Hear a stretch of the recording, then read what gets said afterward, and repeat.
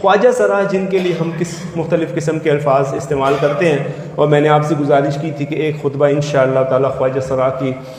سے متعلق ان کی حیثیت اسلام میں، اور اس کے متعلق ہم ایک خطبہ ہمارا اس پہ ہوگا۔ ان کی 3 اقسام ہوتی ہیں جی۔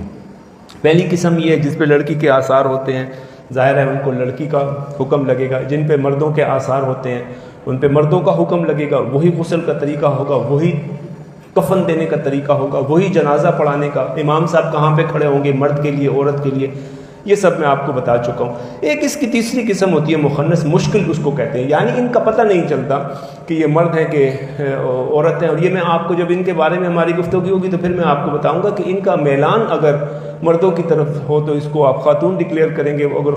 خواتین کی طرف ہوگا تو اس کو مرد ڈکلیئر کریں گے، لیکن اب جنازے کے معاملے میں تو آپ نہیں بتا سکتے کہ اس کا میلان کیسا ہے۔ تو اس صورت میں جو ہے وہ ان کے جو محارم ہیں وہ ان کو غسل دیں گے، ورنہ کپڑے سمیت کوئی بھی غسل دے سکتا ہے، کوئی مسئلہ نہیں ہے۔ ان کو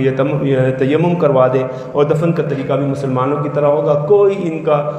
جنازے پڑھانے سے جو انکار کرتے ہیں ظلم کرتے ہیں، جو راتوں میں چھپ چھپ کے ان کے جنازے پڑھاتے ہیں ظلم کرتے ہیں، اس کا کوئی بھی کسی طرح سے اسلام کے ساتھ اس کا کوئی بھی تعلق نہیں ہے۔ تفصیلاً اس کے اوپر بات ہوگی۔